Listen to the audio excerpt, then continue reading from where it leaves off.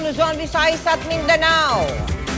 Binomba na ng militar ang mga pinagkukutan umano ng grupo ng teroristang si Basit Usman at ng Bangsamoro Islamic Freedom Fighters o BIFF. At sa unang araw ng all-out offensive ng militar, 2 sundalo ang napaulat na sugatan. Hindi naman alam ng mga residente sa bayan ng Datu Unsay sa Maguindanao kung saan sila magkukubli ngayon para hindi sila maipit sa bakbakan. Mula sa Maguindanao, nakatutok live si Maki Pulido. Maki.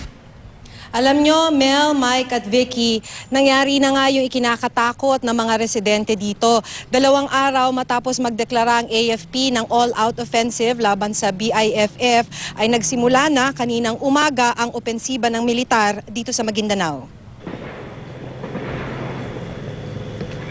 Sunod-sunod ang bagsak ng bomba sa pag-umpisa ng all-out offensive sa Datu Unsay, Maguindanao. Sa salita ng militar, pinatakan nila ng 81mm mortar at 105mm howitzer ang mga tinutugis na BIFF at ang teroristang si Basit Usman. We are pursuing these lawless elements who wants to be called BIFF. We will no longer let them get out of this area until finally we neutralize them. Pasado alas 9 ng umaga nagsimula ang mabigat na palitan ng putok. Tinatayang nasa 100 BIFF ang nakaenkwentro ng militar sa gilid ng National Highway.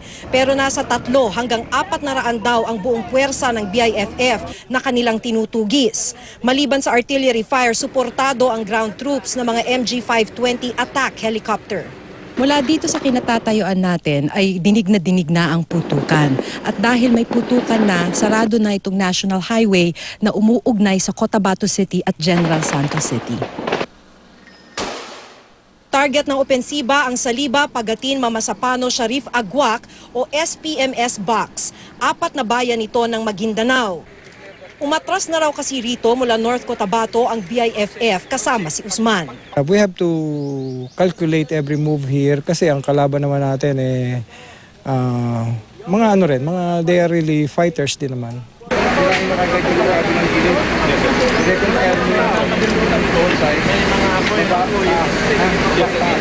Mismong si Major General Edmundo Pangilinan, commander ng 6th Infantry Division, ang namahala sa opensiba.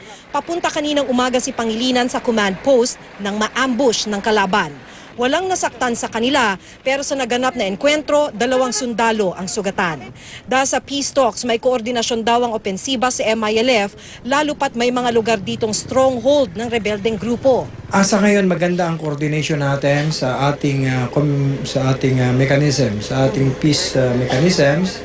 We coordinated with our IJAG and also CCCH.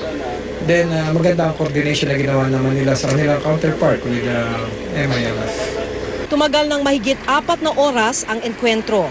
Bago mag alas 2 ng hapon, idineklarang highway safe at muling nakadaan ang mga motorista. Pero ang mga residente sa bayan ng Datu Unsay hindi pa makabalik sa kanilang mga tahanan. Bago kami makarating sa encounter site, inabutan naming nagpapanik ang mga residente habang sila'y lumilikas. Dala ang mga gamit na kaya lang nilang bitbitin, isinakay sa mga kariton, alagang hayop, tricycle, jeep, makalayo lang sa lugar. Pero ang mga bakwet o mga nag-evacuate, hindi alam kung saan pupunta ngayong nag-umpisa na ang opensiba. Mike, bilang bahagi ng opensibang ito or sa koordinasyon sa opensibang ito ay nagkaroon na ng paglipat ng mga pwesto ang ilan sa mga MILF base commands. Dahil nga nagsara nga saglit yung isang bahagi ng highway sa Gindulungan, Maguindanao dahil kailangang dumaan ng ilang batalyon ng MILF. Nasa SPMS box nga kung tawagin kasi yung original positions na sakop ng MILF at sakop nga ng opensibang ito ng militar.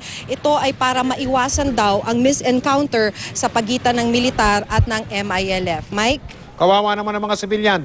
Maraming salamat, Maki Pulido.